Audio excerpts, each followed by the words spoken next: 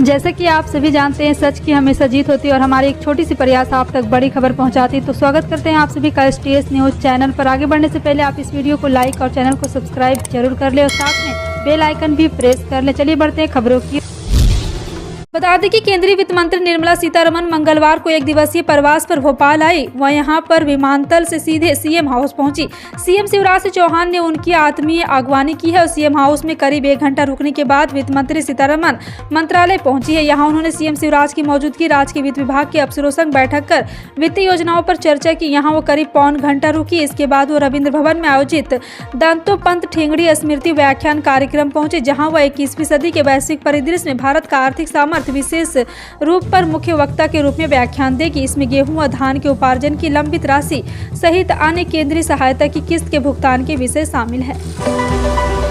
भोपाल समेत प्रदेश के 10,000 स्वास्थ्य केंद्रों को मॉडल बनाया जाएगा। इनमें पहुंचने वाले मरीजों को बेहतर और समय पर इलाज मिलेगा। दवाइयों को भी कमी नहीं आएगी। मध्य प्रदेश शासन ये काम टाटा ट्रस्ट के साथ मिलकर करने जा रहा है। स्वास्थ्य मंत्री डॉक्टर प्रभुराम चौधरी की मौजूदगी में शहर के एक निजी होटल में केंद्रों को मॉडल बनाने से जुड़े एक कार्यक्रम में सभी बिंदुओं पर चर्चा हुई। इस कार्यक्रम में स्वास्थ्य विभाग के सभी आला अधिकारी मौजूद रहे। ये केंद्र 23 जिले के होंगे, जिनमें शहरी, ग्रामीण, प्राथमिक केंद्र, उप स्वास्थ्य केंद्र, सामुदायिक और स्वास्थ्य केंद्र शामिल होंगे। राष्ट्रीय स्वास्थ्य मिशन के तहत कॉलेक्टिक्स फॉर इंटीग्रेटेड और लाइवलीहुड इनिशिएटिव के तकनीकी सहयोग से इस कार्यक्रम का क्रियान्वयन हो रहा है। देश में इस बार धान की सरकारी खरीदी 9% ज्यादा हुई है। केंद्रीय कृषि मंत्रालय के आंकड़ों के अनुसार 4 प्रमुख धान उत्पाद राज्य के समर्थन मूल्य पर ज्यादा खरीदी है। इसमें पंजाब, हरियाणा के साथ तेलंगाना और छत्तीसगढ़ भी शामिल है। सरकारी खरीदी के दबाव और पुराना स्टॉक हाथ में नहीं होने के चलते बासमती चावल के दाम उत्पाद मंडियों में ऊंचे बने हुए हैं। अष्टम बासमती के प्रमुख किस्म और 1509 में 200 रुपये की तेजी आ चुकी है। इसी के साथ 1401 किस्म में भी 200 रुपये की तेजी है। इतना ही नहीं, सबसे ज्यादा रेस्टोरेंट, होटलों में चलने वाली किस्म 1121 बासमती के दाम तो 300 रुपये प्रति क्विंटल तक तेज हो चुके हैं। हवाओं की बदले रुख ने राजधानी भोपाल सहित मध्य प्रदेश और अधिकतर जिलों में मौसम का मिजाज बदल दिया है। इसके चलते रात के तापमान में बढ़ोतरी दर्ज होने लगी। इसी क्रम में मंगलवार को राजधानी के न्यूनतम तापमान में 2 डिग्री सेल्सियस की बढ़ोतरी दर्ज की गई। हालांकि खंडवा, खरगोन एवं नरसिंहपुर जिलों में रात के तापमान में गिरावट भी हुई है। मौसम विज्ञान के मुताबिक हवाओं का रुख बार बार बदलने और पूर्वी हवा चलने के कारण तापमान बढ़ने लगा। 4-5 दिसंबर के बाद यह एक बार फिर हस्तर्द हवाएं चलने के कारण रात के तापमान फिर गिरावट हो सकती है। यूपी के मुख्यमंत्री योगी आदित्यनाथ ने बड़ोदरा में चुनावी रैली को संबोधित किया। इस दौरान उन्होंने कहा है कि आजादी का अमृत महोत्सव का इससे अच्छा उत्सव और क्या हो सकता है कि दुनिया के वे 20 बड़े देश, जिसके पास दुनिया के 80% संसाधनों पर अधिकार है, अगले 1 वर्ष तक पीएम नरेंद्र मोदी के नेतृत्व में भारत उनका नेतृत्व करेगा। गुजरात चुनाव में किसी भी राजनीतिक दल की किस्मत तय करने को खारवा समुदाय के मछुआरों का अहम योगदान है। धर्मांतरण का मुद्दा पिछले कई दिनों से चर्चा में है। इस साल जिन जिन राज्यों में चुनाव हुए, धर्मांतरण का मुद्दा वहां पर राजनीति का प्रमुख मुद्दा रहा है। धर्मांतरण को लेकर केंद्र सरकार बेहद संजीदा है और इसके लिए एक याचिका के जवाब में गृह मंत्रालय की ओर से सुप्रीम कोर्ट में हल्फनामा भी दाखिल किया गया है। भारत इस साल G20 देशों की अध्यक्षता करेगा। इसका ऐलान पहले ही हो चुका है। वहीं 1 दिसंबर को औपचारिक रूप से G20 की अध्यक्षता ग्रहण करेगा। इस मौके को खास बनाने के लिए केंद्र ने विशेष तैयारियां की हैं। सरकारी सूत्रों ने बताया है कि इस अवसर पर देश भर में 100 से अधिक स्मारकों पर G20 लोगों को दिखाया जाएगा। इसके लिए विशेष तैयारियां भी की गई है। सूत्रों को बताया है कि अध्यक्षता ग्रहण के बाद G20 शिखर सम्मेलन तक देश भर के 50 शहरों में 200 से अधिक बैठकों की योजना बनाई गई है। इनमें से कुछ बैठकों की मेजबानी करने के लिए देश के उन हिस्सों का चयन किया गया जिनके बारे में लोगों को बेहतर कम जानकारी है। अरुणाचल प्रदेश के मुख्यमंत्री पेमा खांडू ने सीमांत राज्य के कुरुंग कुमे जिले में भारत के अंतिम गांव दामिन का दौरा किया है। यहां पहुंचने वाले पेमा खांडू पहले मुख्यमंत्री बने। अब तक सड़कों की खस्ता हालात के चलते यहां तक पहुंच पाना बहुत मुश्किल था। इस दौरान उन्होंने कई परियोजनाओं का उद्घाटन किया। इस यात्रा में उन्होंने BRO द्वारा बनाई गई सड़कों का भी निरीक्षण किया है। अपनी यात्रा के दौरान ग्रामीणों को भारत चीन सीमा से लगे क्षेत्र में बुनियादी ढांचे में सुधार के लिए सरकार की ओर से हर संभव मदद का आश्वासन दिया। टीआरएस कार्यकर्ता के हमले के विरोध में तेलंगाना के मुख्यमंत्री के आवास पर धरना प्रदर्शन की जा रही है। YSTRP नेता YS शर्मिला को पुलिस ने हिरासत में ले लिया। हमले में क्षतिग्रस्त कार को YSR तेलंगाना पार्टी के नेता खुद चला रहे थे और सत्तारूढ़ तेलंगाना राष्ट्र समिति द्वारा हमले के विरोध में प्रगति भवन की ओर बढ़ रहे थे। जब शर्मिला अपने समर्थकों के साथ राजभवन रोड स्थित यशोदा अस्पताल पहुंची तो वहां पुलिस ने उन्हें रोक लिया। YSRTP कार्यकर्ता ने सरकार के खिलाफ नारेबाजी की। जैसे ही उन्होंने मुख्यमंत्री आवास की ओर बढ़ने की कोशिश की, पुलिस ने उन्हें हिरासत हिरासत में ले लिया, लेकिन शर्मिला ने कार से नीचे उतरने से इनकार कर दिया। इस पर पुलिस ने शर्मिला को कार में बैठाकर गाड़ी को दूरनगर थाना एसआर में स्थानांतरित कर दिया गया।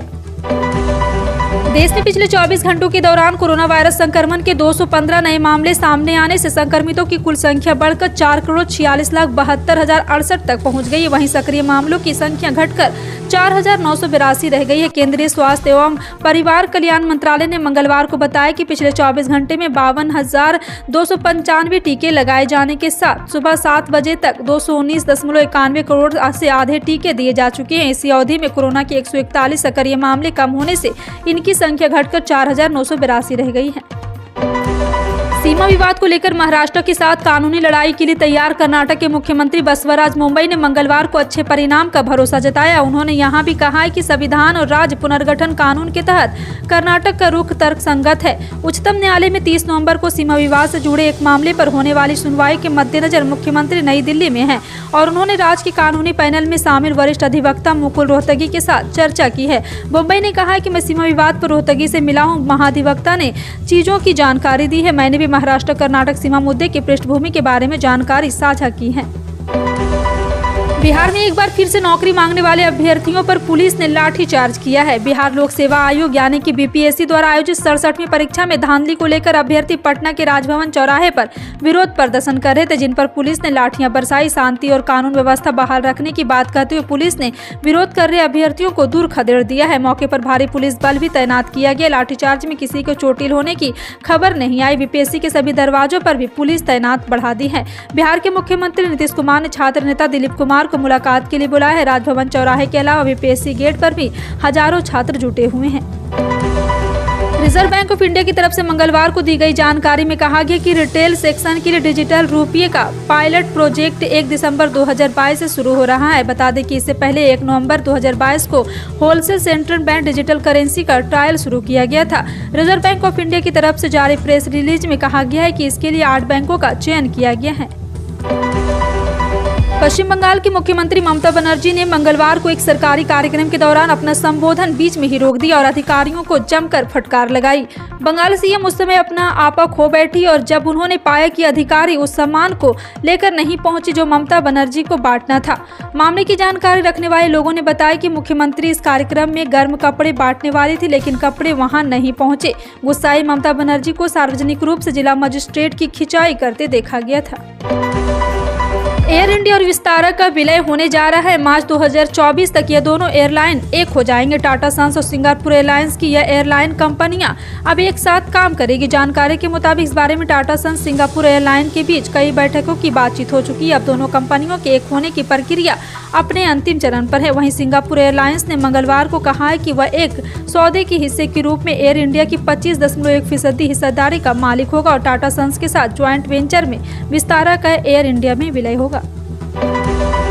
भारतीय रिजर्व बैंक ऑफ इंडिया ने मंगलवार को बड़ा ऐलान किया है। आरबीआई ने कहा है कि वह 1 दिसंबर को खुदरा डिजिटल रुपये लॉन्च करेगी। बता दें कि इसके लिए एक डिजिटल टोकन के रूप में होगा। जानकारी के मुताबिक डिजिटल मुद्रा कानूनी विवादों का प्रतिनिधित्व करेगी। आरबीआई ने बताया कि डिजिटल रुपये वाले मूल्य वर्ग में जारी किया जाएगा, जिसमें वर्तमान में कागजी मुद्रा और सिक्के जारी किए जाते हैं। आरबीआई खुदरा स्तर पर डिजिटल रुपये का पायलट प्रोजेक्ट लेकर आया है।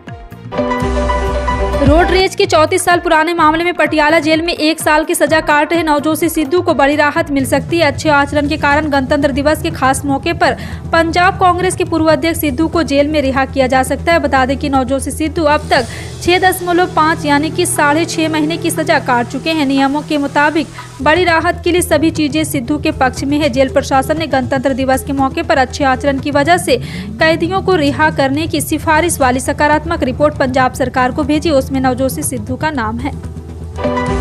बिहार के प्रसिद्ध लोक गायिका मैथिली ठाकुर को उद्योग विभाग की ओर से बिहार के खादी, हस्तशिल्प और हथकरघा उत्पादों का प्रचार प्रसार के लिए ब्रांड एम्बेसडर बनाया गया। बिहार के उद्योग मंत्री समीर कुमार महासेठ और उद्योग कुमार के प्रधान सचिव संदीप पौंडरिक ने लोक गायिका मैथिली ठाकुर को बिहार खादी, हैंडलूम और हस्तशिल्प का ब्रांड एम्बेसडर बनने पर बधाई दी है। बिहार राज्य खादी ग्रामोद्योग बोर्ड के परिसर में आयोजित सादे समारोह में बोर्ड के मुख्य कार्यपालक पदाधिकारी दिलीप कुमार और उपेंद्र महारती, शिल्प अनुसंधान संस्थान के निदेशक विवेक रंजन ने मैथिली ठाकुर को ब्रांड एम्बेसडर बनाए जाने के संबंध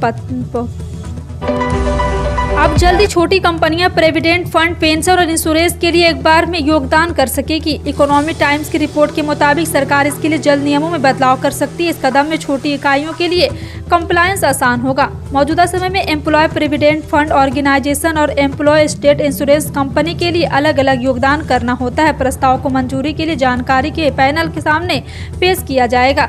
रिपोर्ट के मुताबिक प्रस्ताव में कहा गया कि 10 से 20 वर्कर वाली इकाइयों के लिए इंश्योरेंस, प्रोविडेंट फंड, पेंशन, दूसरे बेनिफिट के लिए 10 से 12% के एक योगदान तय किया जा सकता है।